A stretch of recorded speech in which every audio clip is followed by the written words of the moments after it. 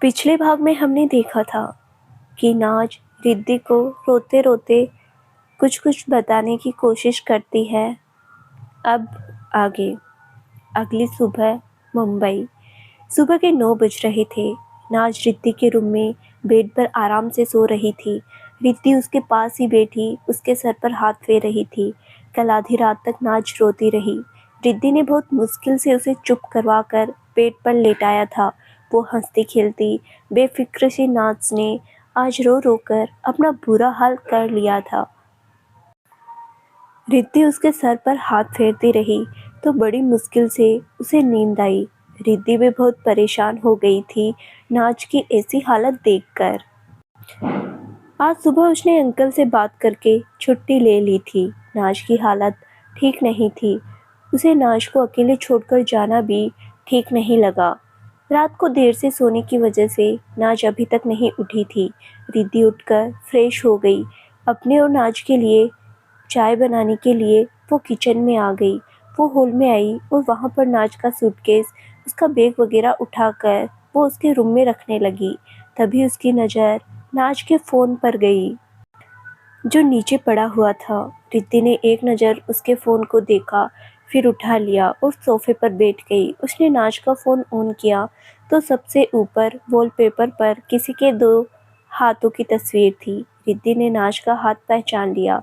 उसके साथ किसी लड़के के हाथ में देखकर उसे पता चल गया ये रुद्र का हाथ ही होगा। रिद्धि कुछ सेकंड उसके फ़ोन के वॉलपेपर को देखती रही। फिर उसने अपना सर झटका और नाज का फ़ोन अनलॉक कर दिया। वो फ़ोन गैलरी में चली गई। वहाँ पर पहले तो नाज की फ़ोटोज आई, फिर 4-5 फ़ोटोज के बाद उसकी रुद्र के साथ फ़ोटो आ गई। रिद्धि हैरानी से फ़ोटोज को देखने लगी। उसने जंगल की फ़ोटोज भी थी जिसमें अनिरुद्ध और रोनी की भी फ़ोटो थी। उसने वीडियो भी देखे जिसमें जो नाज ने जंगल में शूट किया। वो बहुत खुश लग रही थी उन फोटोज और वीडियोज में। रिद्धि हैरानी से बोले, ये तो वही है जो कैफे में आए थे। मतलब नाज का रुद्र ये लंबे बालों वाला है। नाज इतने दिन इनके साथ रह रही थी, लेकिन कैसे? वो तो होटल में जॉब करने गई, मुझे क्यों नहीं बताया कुछ भी। रिद्धि ने नाज का फ़ोन बंद कर दिया, सोफे पर रख दिया। फिर कुछ देर वो सोचती रही। फिर उसने नाज से बात करने का ही सोचा। वो सोफे से उठ गई और नाज का सामान उसके रूम में रखाई। फिर बाहर आकर वो किचन में आई और 2 कप चाय बना ली, साथ में पोहा बना लिया। उसने एक ही प्लेट में पोहा डाल लिया और 2 चम्मच रख लिए। चाय के कप में ट्रे रख वो रूम में आ गई। उसने देखा नाज अभी भी सो रही है। उसने सामने टाइम देखा तो 9:45 हो रहे थे।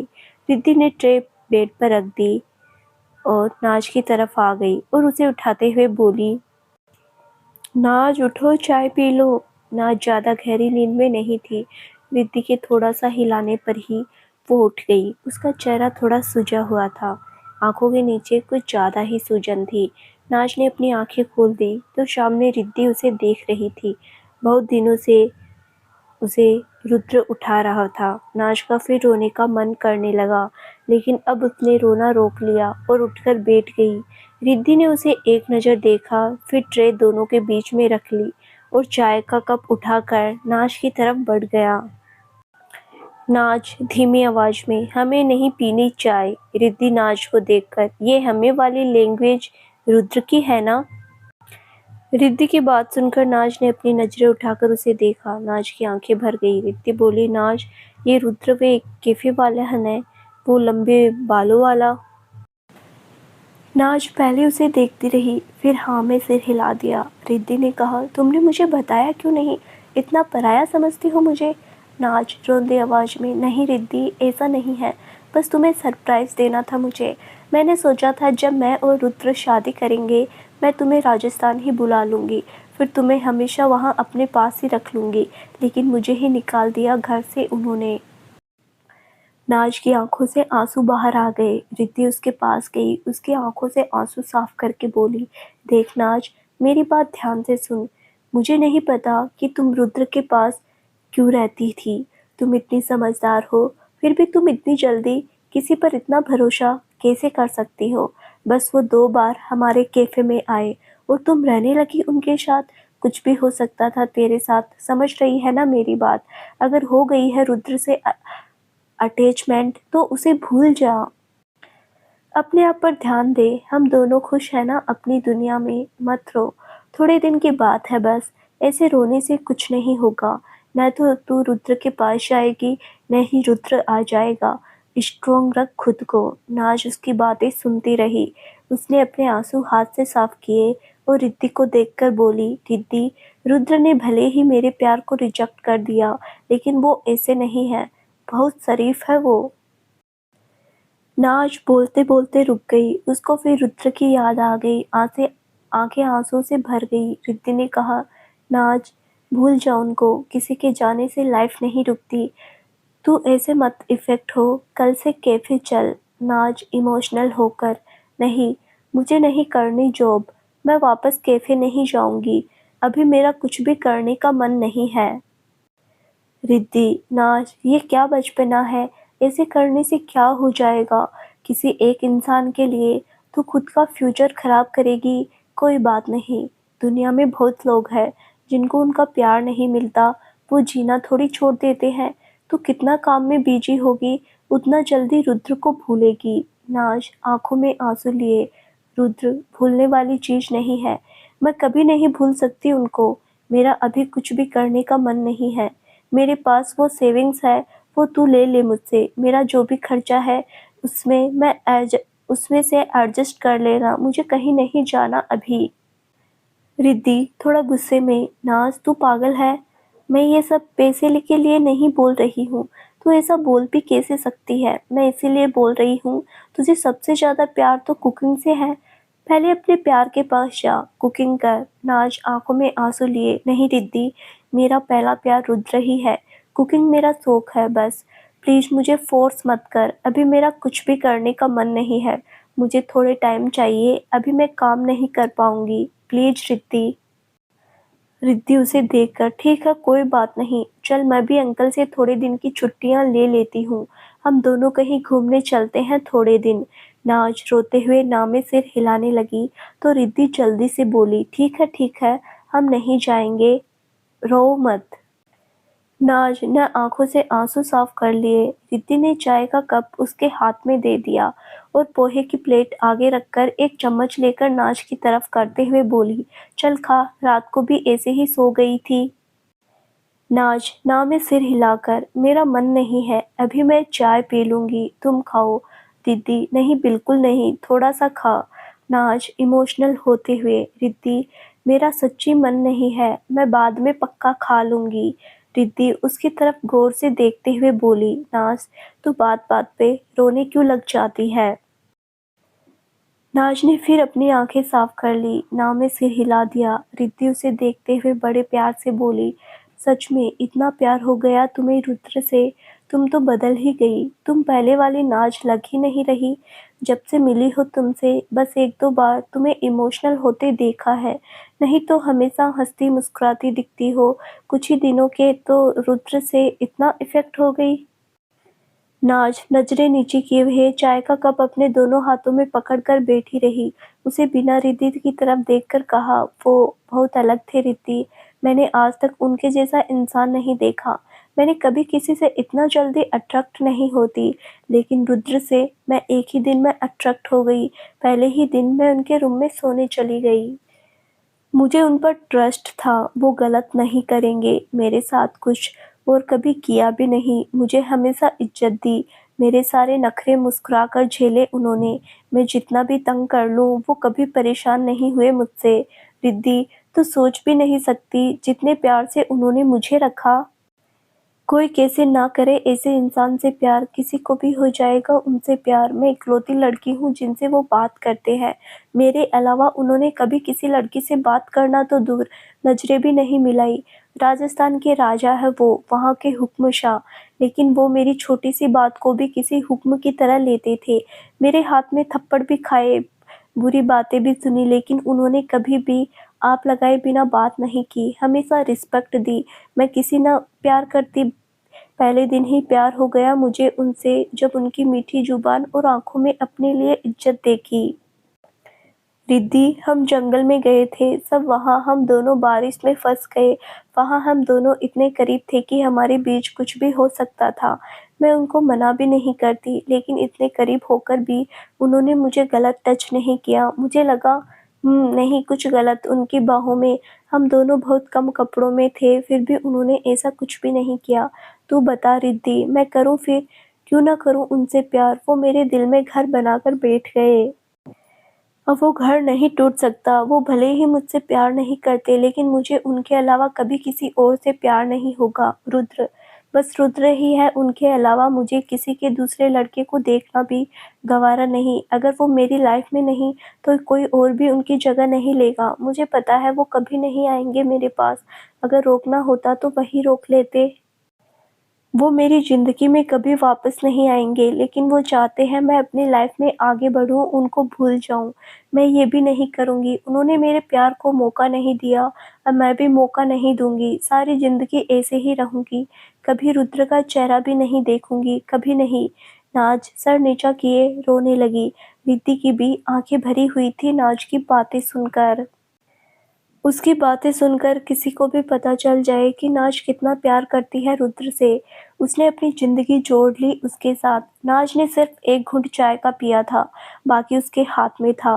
रिद्धि से भी नहीं पी गई चाय। उसने अपना और नाज का कप लेकर ट्रे में रख दिया, फिर नाज के पास जाकर उसके गले से लगा लिया। नाज ज़्यादा रोब लगी और उसके गले लगकर बोली, रिद्धि, मुझे आदत हो गई है उनकी, मैं कैसे रहूँगी? वो मुझे गलत साबित कर दे, आ जाए मुझे वापस लेने। मैं बहुत प्यार करती हूँ उनसे, खुद को बदल भी दूँगी उनके लिए।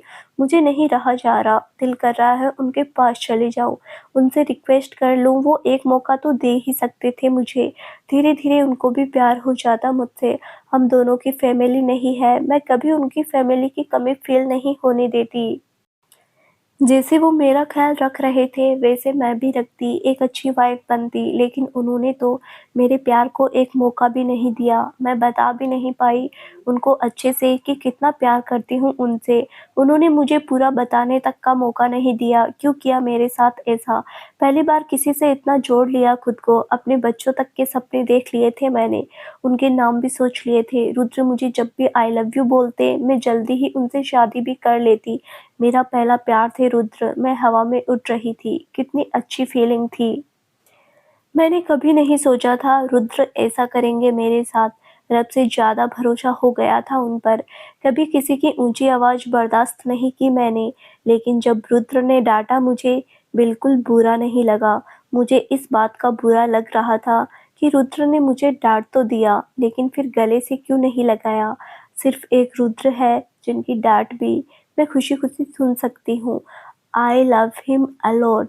रुद्र प्लीज़ ले जाओ। नाज ये कहते-कहते ज़ोर-ज़ोर से रोने लगी। रिद्धि के भी गूज़बम्प्स आ गए नाज की बातें सुनकर। उसकी आँखों में भी आँसू आ रहे थे। एक हफ्ते बाद इसी तरह एक हफ्ता बीत गया। ना जब से मुंबई वापस आई थी बिल्कुल ही बदल गई। ना वो घर से बाहर जाती, ना अच्छे से कुछ भी खाती-पीती। बस अपने फ़ोन में रुद्र की फ़ोटोज़ देखती रहती और बेड पर कंबल ओढ़े लेटी रहती। रिद्धि ज़्यादा छुट्टियाँ नहीं ले सकती थी, इसीलिए वो जॉब पर जा रही थी। उसने अभी कैफ़े में किसी को भी नहीं बताया था कि नाज वापस मुंबई आ चुकी है, नहीं तो उनका सारा स्टाफ घर पर ही आ जाता नाज को मिलने। नाज अभी ऐसी हालत में नहीं थी कि किसी अच्छे से बात कर सके। रिद्धि बहुत परेशान रहती थी। नाज ने ज़्यादा बोलना भी बंद कर दिया था। वो सुबह उसके लिए चाय नाश्ता बनाकर जाती, लेकिन रात को जब वो आकर देखती, वो सारा खाना ऐसे ही पड़ा हुआ होता।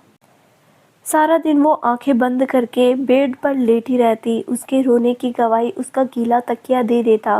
रिद्धि बहुत परेशान हो गई थी, उसको बहुत फिक्र भी हो रही थी। नाज अपनी तबीयत खराब करने पर तुली हुई थी। रिद्धि रात को बहुत गुस्से से डांट कर उसको थोड़ा बहुत खिला देती और दूध का ग्लास पिलाती थी। नाज का सारा चेहरा भी मुरझा गया था, वो कमज़ोर सी हो गई थी। उसने कितने दिनों तक से खुद को शीशे में देखा तक नहीं था। बस सारा दिन बिस्तर पर सोती रहती। वो अपना फ़ोन हमेशा अपने पास ही रखती कि शायद रुद्र का एक बार फ़ोन आ जाए। उसने भी बहुत बार कोशिश की रुद्र को फ़ोन करने की, लेकिन फिर लगाते-लगाते रुक जाती। 1 हफ्ते से उसकी आँखों से आँसू नहीं सूखे थे।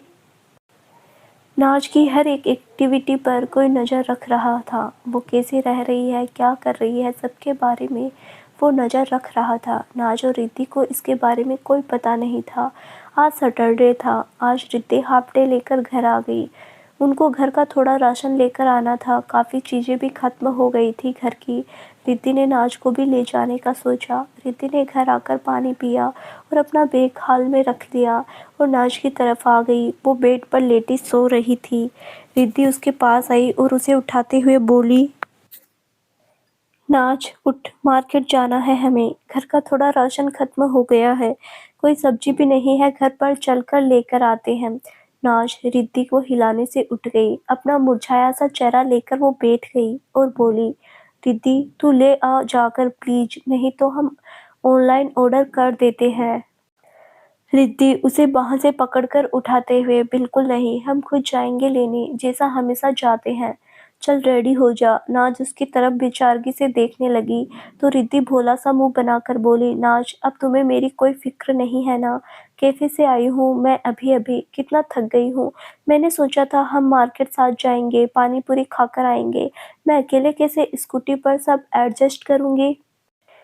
रिद्धि की बात सुनकर नाज के चेहरे पर आज बड़े दिनों बाद हल्की सी स्माइल आ गई। उसने रिद्धि के दोनों गाल खींच दी और बोली, इमोशनल ब्लैकमेल मत कर, चल मैं आती हूँ साथ में। रिद्धि ने खुश होकर नाज की गाल चूम ली, उसे गले से लगा लिया। नाज भी हल्का सा मुस्कुरा दी। नाज बेड से उठकर चेंज करने लगी। उसने लूज सी टी-शर्ट और डेनिम शॉर्ट्स डाल ली, पैरों में चप्पल ही रहने दी, बालों का रफ सा जूड़ा बना लिया और बाहर आ गई। उसने खुद को शीशे में देखा भी नहीं, मुंह पर भी नहीं कुछ लगाया। रिद्धि ने उसे देखा और बोली, नाज ऐसे ही जाएगी या थोड़ा ढंग से तैयार हो जाओ। घर में पहनने वाले कपड़े ही पहन लिए, बाहर फोटोज वगैरह खींचेंगे। नाज रिद्धि की तरफ देखकर, ऐसे ही ठीक है, चल। रिद्धि ने फिर ज्यादा नहीं कहा, उसके साथ घर के बाहर आ गई। रिद्धि ने घर को लॉक किया, फिर नीचे पार्किंग में चली गई। रिद्धि ने चाबी नाज को दे दी। नाज ने एक नज़र उसे देखा, फिर उससे चाबी लेकर स्कूटी स्टार्ट कर दी। रिद्धि उसके पीछे बैठ गई। दोनों बाजार की तरफ निकल गई। नाज स्कूटी चला रही थी, तभी उसे रुद्र की बोली हुई बात याद आई। उसने नाज को स्कूटी स्लो चलाने को बोला था। वो सोचकर नाज की आंखों में पानी और चेहरे पर एक नाराजगी आ गई। उसने अपनी स्कूटी की स्पीड एकदम से बढ़ा दी।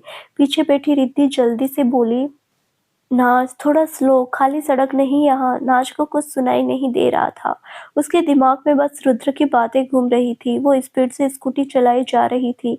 रिद्धि को वैसे आदत थी, उसे पता था नाज स्कूटी तेज चलाती है। दोनों ने हेलमेट पहना हुआ था।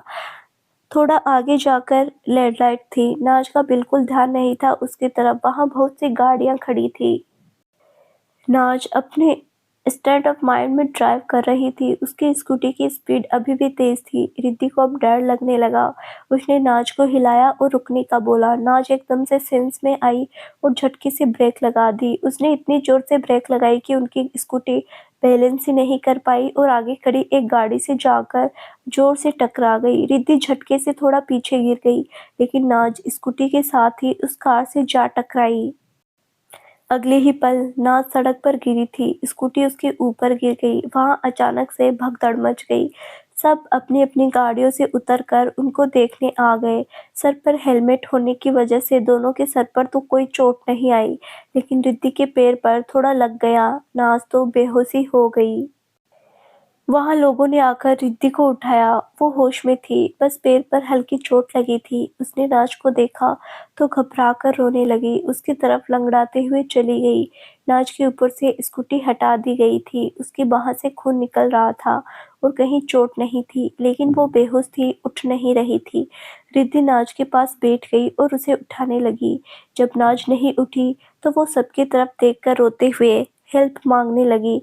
जिस कार से वो टकराई थी वो बोला, आइए मैडम, मेरी गाड़ी में बैठिए, यही पास में ही है हॉस्पिटल। रिद्धि ने रोते हुए हाँ में सिर हिला दिया। वहां सबने हेल्प की और नाज और रिद्धि कार में बैठा दिया। उस आदमी ने कार स्टार्ट की और हॉस्पिटल की तरफ ले गया। उसी भीड़ में एक आदमी ने उनके एक्सीडेंट की वीडियो बनाकर किसी को सेंड कर दी और फिर खुद भी हॉस्पिटल की तरफ चला गया। 15-20 मिनट बाद नाज को हॉस्पिटल लेकर आ गए। वहाँ उनको स्ट्रेचर पर लेटाया, अंदर ले गए। एक डॉक्टर ने रिद्धि को चेक किया। उसके पैर पर भी चोट थी। रिद्धि रो रही थी। उसे नाज की चिंता हो रही थी। डॉक्टर उसके पैर पर पट्टी कर रहा था, लेकिन वो बार-बार नाज के बारे में पूछ रही थी। डॉक्टर ने उसे शांत करवाया और जूस पिलाकर फिर उसे मेडिसिन्स खिला दी। रिद्धि की पट्टी हो जाने के बाद वो बाहर वार्ड के सामने आई। वहाँ को नाज को चेक किया जा रहा था। वार्ड अभी बंद थी और वहीं लगी चेयर पर बैठ गई। उसके पास एक 23-24 साल का लड़का आकर बैठ गया। उसकी आंखों पर गोल बड़े फ्रेम वाला चश्मा लगा था।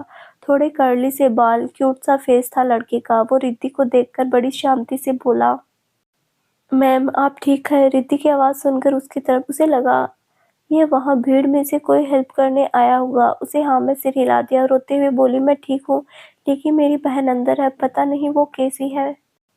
लड़का, आप घबराइए मत, सब ठीक है। मेरी बात हुई डॉक्टर से। वो आगे कुछ कहता उससे पहले ही एक नर्स हाथ में कुछ पेपर्स लेकर रिद्धि के पास आ गई और बोली, मैम अंदर जो पेशेंट है वो आपके साथ है? रिद्धि ने हाँ में सिर हिला दिया तो नर्स बोली, मैम आप दोनों अपने नाम बता दीजिए और बिल पे करके यहाँ साइन कर दीजिए।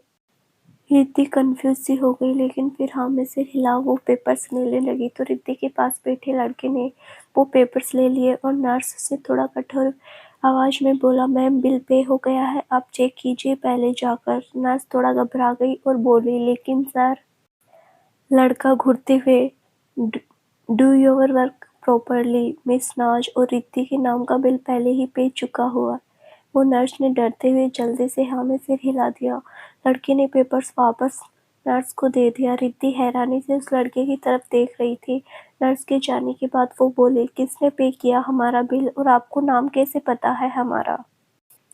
लड़का शांति से, मैम आप टेंशन मत लीजिए, थोड़े टाइम वेट कीजिए, नाज मैम को होश आने दीजिए। रिद्धि ने एक नज़र उसे देखकर फिर वार्ड की तरफ देखने लगी।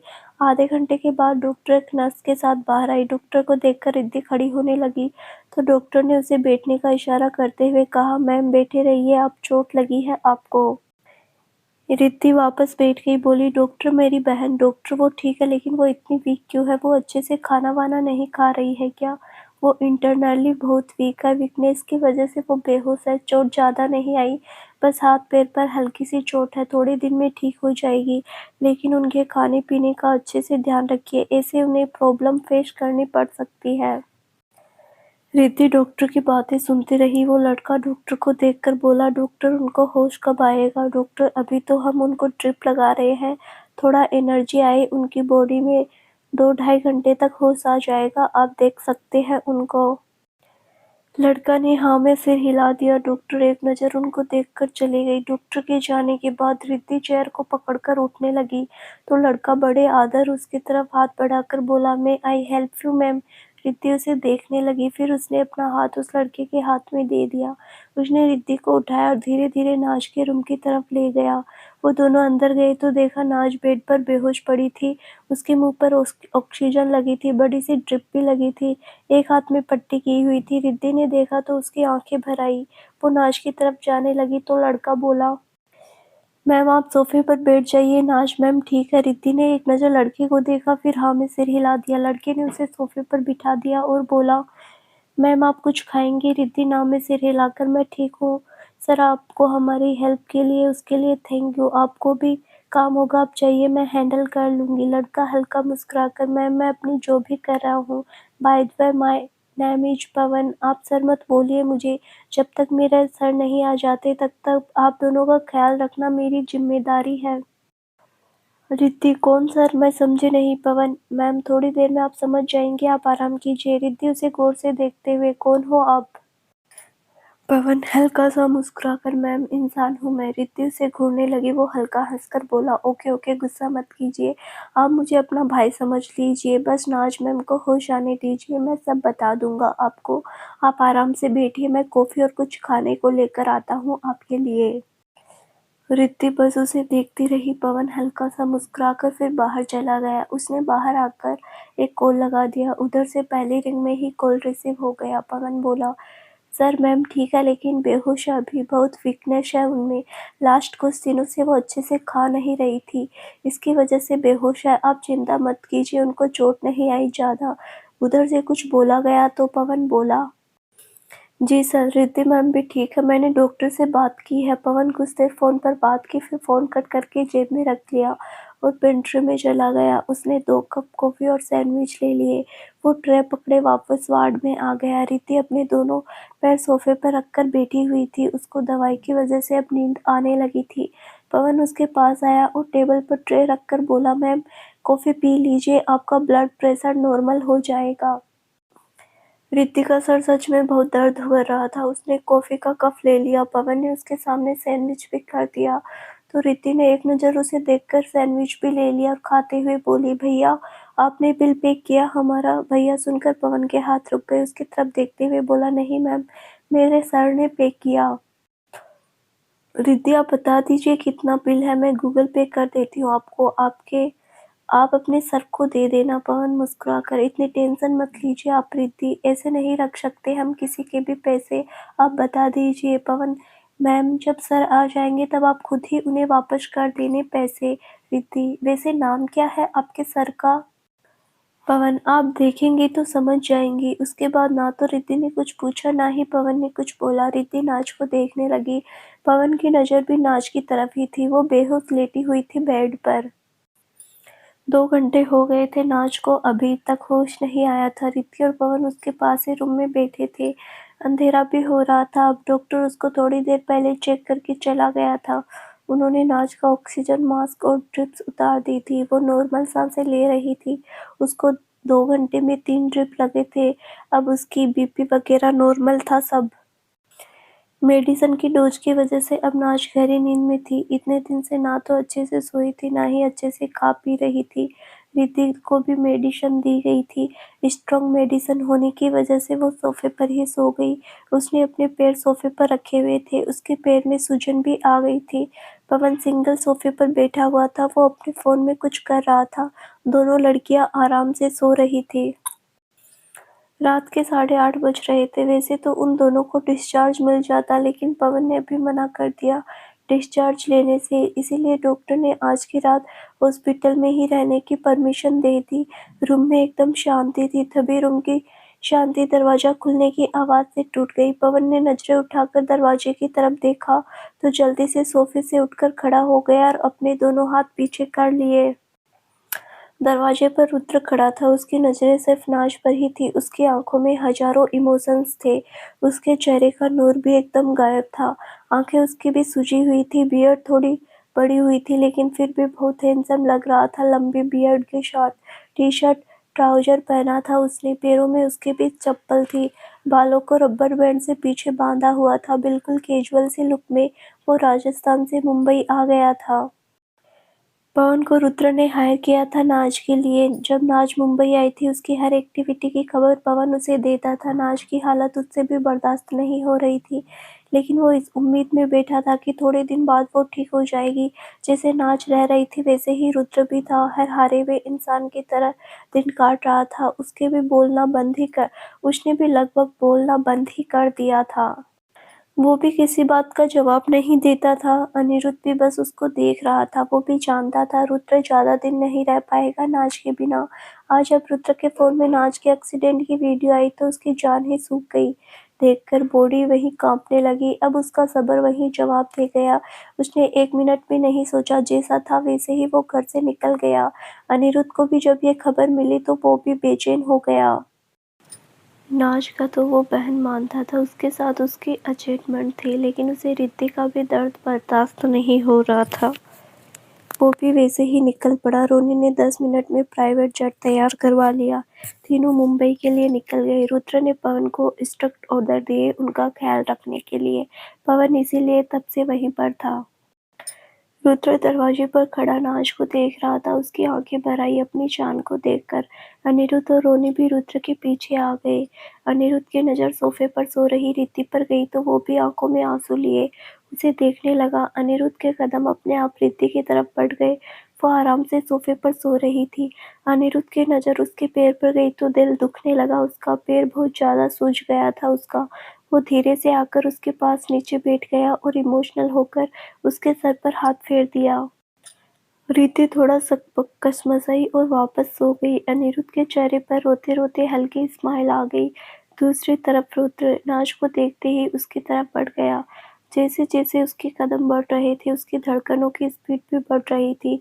आज कितने दिनों बाद उसकी बेचैनी को चैन मिल रहा था, लेकिन नाज को ऐसी चोट में देखकर उसका दिल दुख भी रहा था। वो बेड के पास आकर रुक गया और अपने आंसू भरी आंखों से बेसुमार प्यार लेकर उसको देखने लगा।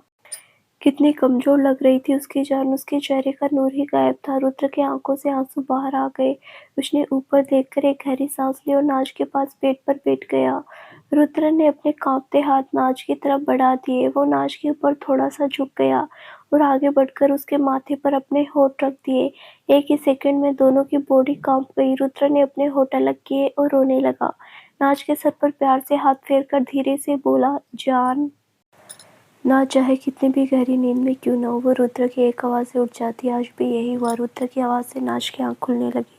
रुद्र उसकी तरफ झुककर आंखों में आंसू लिए बड़े प्यार से उसे देख रहा था। नाज ने हल्की सी आंखें खोल दी, लेकिन अभी उसे कुछ क्लियर नजर नहीं आया।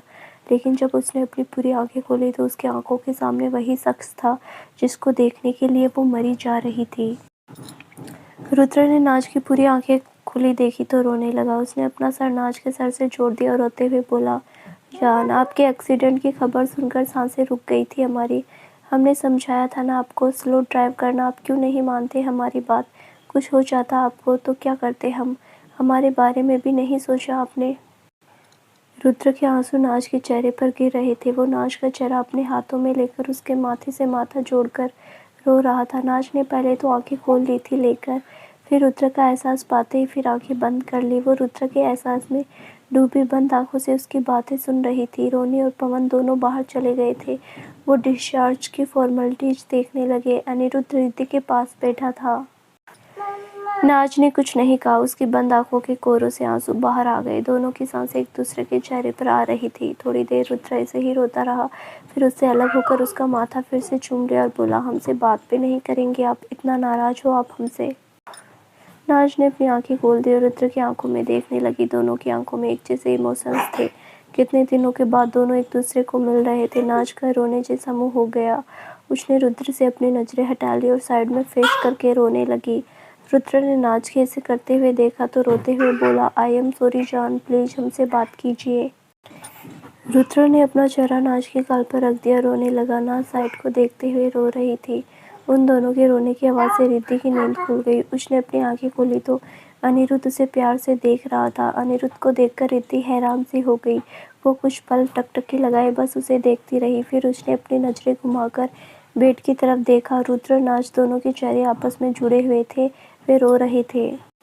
रिद्धि उठकर बैठने लगी। बहुत तेज हुआ उसके पैर में। उसके दर्द से आंखें बंद हो गई। हल्की सी चीख निकल गई। अनिरुद्ध ने जल्दी से उसको पकड़ा और बोला, आराम से बैठो, कोई भागा नहीं जा रहा। रिद्धि हैरानी से, आप यहाँ क्या कर रहे हैं? अनिरुद्ध प्यार से देखकर, सब कुछ लेने आए हैं। रिद्धि, मतलब? अनिरुद्ध, घर जाकर समझाऊंगा। चलो, डिस्चार्ज हो गया है, हम गाड़ी से चलते हैं। अनिरुद्ध ने उसके बाद रिद्धि को कुछ कहने का मौका ही नहीं दिया। उसे आराम से अपने गोद में उठा लिया। रिद्धि हैरान हो गई। एकदम से वो बोली, आप? नाज? रिद्धि से कुछ बोला ही नहीं जा रहा था। अनिरुद्ध उसको बाहर ले जाते हुए बोला, नाज के लिए उसका रुद्र आ गया है, वो ले आएंगे उसे। थोड़ा प्यार कर लेने दो हमको, हम अच्छे नहीं लगते उनके पास ऐसे। रिद्धि तो कुछ बोल ही नहीं पाई। बेचारी आधे सदमे में ही थी। उसे समझ ही नहीं आ रहा था ये क्या हो रहा है उनके साथ। अनिरुद्ध उसको ले जाते हुए बोला, टेंशन मत लो, किडनैप नहीं कर रहा तुम्हें, बस लाइफ टाइम अरेस्ट करके लेकर जा रहा हूँ। रिद्धि, मतलब? अनिरुद्ध उसकी तरफ देखकर हल्का मुस्कुराकर, आजीवन कारावास, वो भी मेरे साथ। रिद्धि हैरानी से उसे देखने लगी। आधी बातों से समझ नहीं आया। अनिरुद्ध ने एक आंख मारती, फिर देखने कर वो उसे वीडियो से होते हुए बाहर कार की तरफ ले आया। गार्ड ने उसे देखकर कार का दरवाजा खोल दिया। अनिरुद्ध उसे लेकर कार में बैठ गया। दूसरी तरफ रुद्र और नाज एक दूसरे के लिए रो रहे थे। नाज जब थोड़ा सेंस में आई तो उसने अपने हाथ रुद्र को हल्का सा पीछे कर दिया। उसके हाथों में इतनी ताकत नहीं थी, लेकिन रुद्र को समझ आ गया नाज उसे पीछा कर रही है। रुद्र उसके ऊपर से उठ गया। इमोशंस के साथ बोला, नाज हमसे बात कीजिए, हम सब बता देंगे। एक बार देखिए हमारी तरफ। नाज रोते हुए, क्यों आए हो अब? इतने दिन तो आए नहीं, आज मुझे मरते देखकर। रुद्र नाज का चेहरा हाथ में पकड़ा, उसकी बात बीच में काट कर बोला, आपको नहीं बात करनी हमसे तो मत कीजिए, लेकिन आपके मुंह से ऐसे लफ्ज भी बर्दाश्त नहीं करेंगे हम। नाज चुप हो गई, रुद्र को देखने लगी जो उसे प्यार और नाराजगी के मिले जुले एक्सप्रेशन के साथ देख रहा था। नाज ने उसे गिरा और नजरें हटा ली। रुद्र के चेहरे पर रोते हुए स्माइल आ गई। उसने आगे बढ़कर नाज की दोनों गाल, उसका माथा, उसकी नाक, यहाँ तक कि उसका पूरा चेहरा चूम लिया। नाज की आंखें बंद हो गई। रुद्र ने उसका चेहरा चूमकर प्यार से उसे देखते हुए कहा, आपको जो सजा देनी है आप हमें दे दीजिए, लेकिन नजरें मत फेरिए हमसे। नाज ने कुछ नहीं कहा, दूसरी साइड में देखती रही। रुद्र ने एक गहरी नज़र उसे देखा, फिर उसने नाज की एक बाह धीरे से उठाकर अपनी गर्दन पर रख नाज को बड़े आराम से बाहों में उठा लिया। नाज की दूसरी बाह पर हल्की चोट लगी थी, वो उसने आगे अपनी टमी पर रख ली। नाज ने बिल्कुल मना नहीं किया रुद्र को। उसने अपना सर रुद्र के सीने से लगा दिया। रुद्र के चेहरे पर एक सुकून आ गया। उसने एक नज़र उसे देखा, फिर उसे लेकर बाहर आ गया। रोनी और पवन वहीं खड़े थे। उनको देखकर वो पीछे के रास्ते से रुद्र को लेकर बाहर पार्किंग की तरफ चले गए। रोनी ने जल्दी से आगे जाकर उसका कार का पीछे का दरवाजा खोल दिया। रुद्र नाज को बाहों में लेकर ही कार में बैठ गया। पवन ड्राइविंग सीट पर आ गया। रोनी पवन के साथ वाली सीट पर बैठ गया। अनिरुद्ध और रिद्धि पीछे वाली कार में थे। रुद्र ने कार में बैठकर नाज को अच्छे से अपनी गोद में ले लिया, उसका सर अपने सीने से लगाया, उसके सर पर हाथ फेरने लगा। फिर उसकी नज़र नाज की पट्टी बंदी बाहों पर गई तो आराम से उसका हाथ नाज की गोद में रख दिया।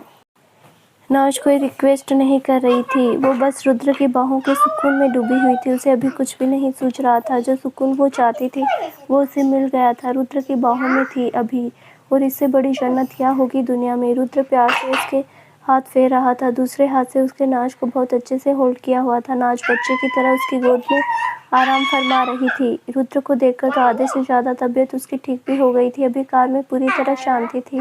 इतने दिनों की बेचैनी थी दोनों की, जो बस एक दूसरे को फील करके मिटा रहे थे।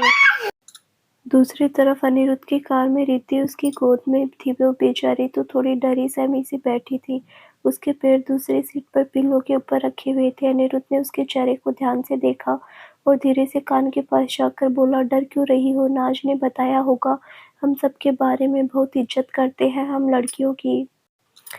रिद्धि के गुस्सबम्स आ गए। वो थोड़ा पीछे हो गई और झिझकते हुए बोली, वो तो पता है, आप मुझे ऐसे गोद में लेकर बैठे हैं, अच्छा नहीं लगता।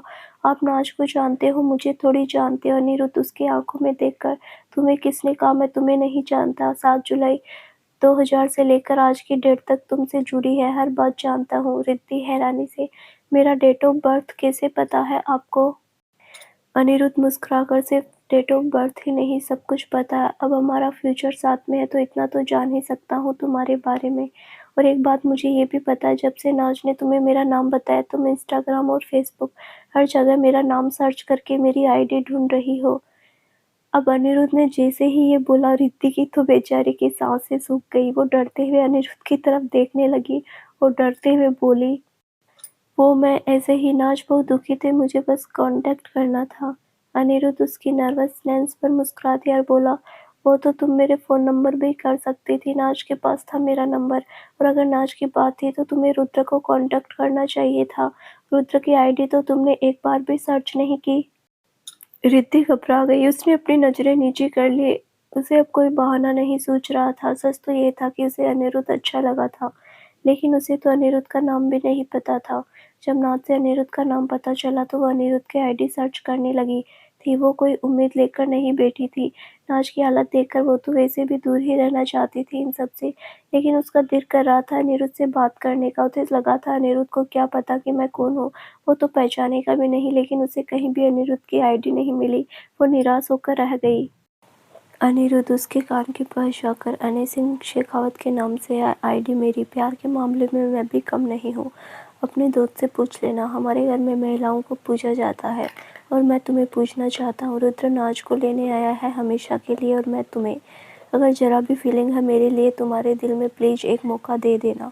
आई प्रोमिस टू यू, इतना प्यार दूंगा कभी मुझसे दूर जाने का ख्याल सोचोगी भी नहीं तुम। रिद्धि की हार्ट बीट तेज हो गई, बॉडी में करंट सा छिड़ गया। अनिरुद्ध बहुत धीरे से उसके कान में कन्फेस कर रहा था। रिद्धि की हिम्मत नहीं हुई नजरें उठाकर देखने की। अनिरुद्ध उम्मीद से उसे देखता रहा। जब रिद्धि ने नजरें नहीं उठाई तो थोड़ा निराश हो गया। वो बाहर की तरफ देखने लगा। रिद्धि ने हल्का सा उसकी तरफ देखा और बिना कुछ बोले अनिरुद्ध के सीने पर सर रख दिया और आंखें बंद कर ली। अनिरुद्ध ने रिद्धि की तरफ एक नज़र देखा, फिर साइड में फेस करके मुस्कुरा दिया। रिद्धि को कस के बाहों में भरकर उसका माथा चूम लिया। तो दोस्तों, एक तरफ है नाज और रुद्र, वहीं दूसरी तरफ है रिद्धि और अनिरुद्ध। देखते हैं अब आगे कैसे इनका प्यार मुकम्मल होता है। धन्यवाद।